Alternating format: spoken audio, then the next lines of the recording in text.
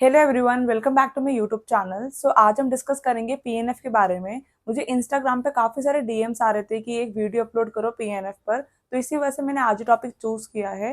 ये काफ़ी ज़्यादा इंपॉर्टेंट टॉपिक है, theory as well as practical point of view से भी, तो इसको अच्छे से समझना और कुछ भी अगर डाउट हो तो आप मेरे से कमेंट सेक्शन में पूछ सकते हैं। इसको हम स्टार्ट करते हैं। तो सबसे पहले हम पीएनएफ की फुल फॉर्म को समझेंगे। पी से क्या होता है हमारा प्रोप्रियोसेप्टिव, ठीक है। एन से क्या होता है हमारा न्यूरोमस्कुलर एंड एफ से क्या होता है हमारा फैसिलिटेशन, ठीक है। तो प्रोप्रियोसेप्टिव का मतलब क्या होता है, जब भी हम कोई डायगोनल मूवमेंट करवाते हैं जैसे कि डी1 फ्लेक्शन या फिर एक्सटेंशन, तो इस मूवमेंट से क्या होता है प्रोप्रियोसेप्टिव रिसेप्टर्स हमारे एक्टिवेट हो जाते हैं। प्रोप्रियोसेप्टिव रिसेप्टर्स जैसे कि हमारे हो गए मसल स्पिंडल्स हो गए, हमारे गोल्जी टेंडन बॉडीज हो गई हमारी, इस तरीके से ये जो होते हैं हमारे एक्टिवेट हो जाते हैं, ठीक है। न्यूरोमस्कुलर नाम से पता लग रहा है कि something related two nerves and muscles, ठीक है। फैसिलिटेशन मतलब क्या होता है टू मेक समथिंग इजी, ठीक है। तो अब हम समराइज फॉर्म में समझते हैं। तो होता क्या है, जब भी हम कोई डायगोनल मूवमेंट करेंगे या फिर कॉन्ट्रैक्ट रिलैक्स मेथड करेंगे पीएनएफ का, तो हमारे सेंसरी रिसेप्टर्स जो होंगे ना वो हमारे एक्टिवेट हो जाएंगे। सेंसरी रिसेप्टर्स हमारे प्रोप्रियोसेप्टिव रिसेप्टर्स ही होते हैं, जैसे कि मैंने बताया जीटीओ हो गया, जॉइंट रिसेप्टर्स हो गया, मसल स्पिंडल्स हो गए, ये हमारे एक्टिवेट हो जाएंगे और ये हमारे सिग्नल भेजेंगे ब्रेन को। ब्रेन क्या करेगा, वो हमारा मसल्स को कमांड देगा कुछ भी मूवमेंट करने के लिए, मोटर रिस्पॉन्स को जनरेट करेगा। तो इस वजह से क्या होगा, हमारी जो मूवमेंट है वो फैसिलिटेट हो जाएगी, यानी कि ईजी हो जाएगी। तो ये हमारा मेन पूरा इन शॉर्ट मैंने बताया कि पीएनएफ कैसे होता क्या है। तो अब हम पढ़ेंगे प्रोसीजर ऑफ पीएनएफ। ये काफी ज्यादा इंपॉर्टेंट है, तो इसको ध्यान से सुनना। तो पहले हमारा प्रोसीजर है मैनुअल कॉन्टैक्ट। मैनुअल कॉन्टैक्ट से क्या होगा, हमारी जो सेंसरी रिसेप्टर्स है वो हमारे एक्टिवेट हो जाएंगे, जो कि हमारे सिग्नल देंगे ब्रेन को, which in turn will generate motor response, ठीक है। तो मैनुअल कॉन्टैक्ट का एक तो फंक्शन ये है कि ये हमारे सेंसरी रिसेप्टर्स को एक्टिवेट करेगा। दूसरा फंक्शन ये होता है कि it will help achieve patient to perform a correct position, ठीक है। तुम्हारे दो फंक्शन हो गए मैनुअल कॉन्टैक्ट के। पहला ये सेंसरी रिसेप्टर्स को एक्टिवेट करेगा, सेकेंड की पेशेंट को हेल्प करेगा to achieve a correct movement और पोजिशन। इसमें एक इम्पॉर्टेंट चीज ये है कि जब भी हम पीएनएफ पैटर्न करवाएंगे पेशेंट को, तो हम लंब्राइकल ग्रिप को यूज करके करवाएंगे, ठीक है। अगर हम इस तरीके से ग्रास्प करेंगे तो इसमें क्या होगा, स्क्वीजिंग सेंसेशन फील होगी पेशेंट को। तो इस वजह से हम लंब्राइकल ग्रिप इस तरीके से हम यूज करके पेशेंट को पीएनएफ पैटर्न परफॉर्म करवाएंगे, ठीक है। तो एक इंपॉर्टेंट चीज होगी कि हम लंब्राइकल ग्रिप को यूज करके पीएनएफ पैटर्न्स करवाएंगे rather than grasping like this. तो सेकंड हमारा है बॉडी पोजीशन। बॉडी पोजीशन में मेन हमारा इंपॉर्टेंट क्या है कि अगर हम कोई भी मूवमेंट पेशेंट को करवा रहे हैं तो हमारी बॉडी भी उसी डायरेक्शन में मूव होनी चाहिए। फॉर एग्जाम्पल, अगर मुझे पेशेंट को डी1 फ्लेक्शन एक्सटेंशन करवाना है, तो मेरे जो शोल्डर और जो पेल्विस है वो उसी डायगोनली हमारा मेरे मूव करेंगे, ताकि मुझे एक इफेक्टिव कंट्रोल मिल सके मूवमेंट। अब एक और इम्पॉर्टेंट चीज बॉडी पोजीशन में ये है कि अगर हम कोई भी पीएनएफ पैटर्न में रेजिस्टिव फोर्स दे रहे हैं, तो वो जो फोर्स है वो हमारी बॉडी से आना चाहिए, ना कि हमारे अपर आर्म से या फिर हमारे रिस्ट से, हैंड से। इससे क्या होगा, हम इजिली थक जाएंगे। तो जो फोर्स होगा, रेजिस्टिव फोर्स, वो हमारी बॉडी से आना चाहिए, ना कि हमारे अपर आर्म से, ठीक है। तो ये चीज बहुत ज्यादा इंपॉर्टेंट है, क्योंकि क्या होता है, अगर हमें किसी को पीएनएफ पैटर्न पेशेंट को करवाना है और हम अगर पूरे अपने हाथ का जोर लगा रहे हैं तो हम इजिली थक जाएंगे, तभी 5-10 मिनट हम थक जाएंगे। तो हमें ये ध्यान रखना है, हमें अपनी बॉडी का वेट यूज करना है उस टाइम पे, ना कि अपने अपर आर्म का। अब थर्ड हमारा इंपॉर्टेंट है वर्बल कमांड। ये हमारा काफी ज्यादा इंपॉर्टेंट है, क्योंकि इसी से अंडरस्टैंडिंग क्रिएट होगी पेशेंट और थेरेपिस्ट के बीच में, ठीक है। इससे हम पेशेंट को गाइड कर पाएंगे कि कब कौन सी मूवमेंट करनी है, ठीक है। तो जो हमारी वर्बल कमांड होनी चाहिए काफी ज्यादा सिंपल होनी चाहिए, कंसाइज होनी चाहिए, कॉम्प्लिकेटेड नहीं बनाना हमें उसको।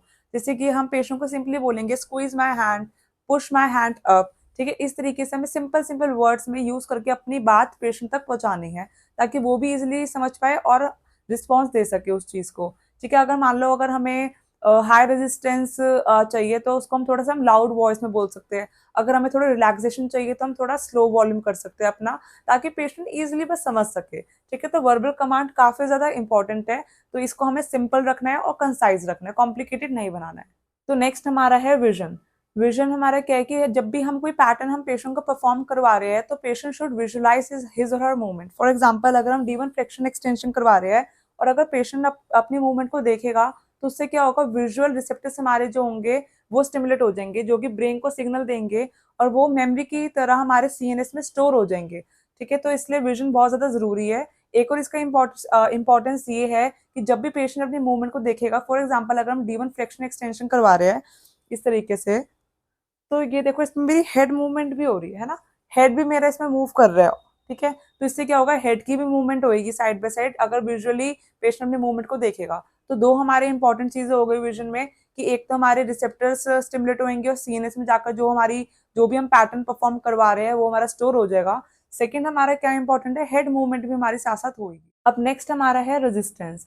रेजिस्टेंस हम क्यों देते हैं, to increase the strength of the muscle, या फिर मोटर कंट्रोल के लिए, या फिर मोटर लर्निंग के लिए, या फिर relaxation of the antagonist muscle.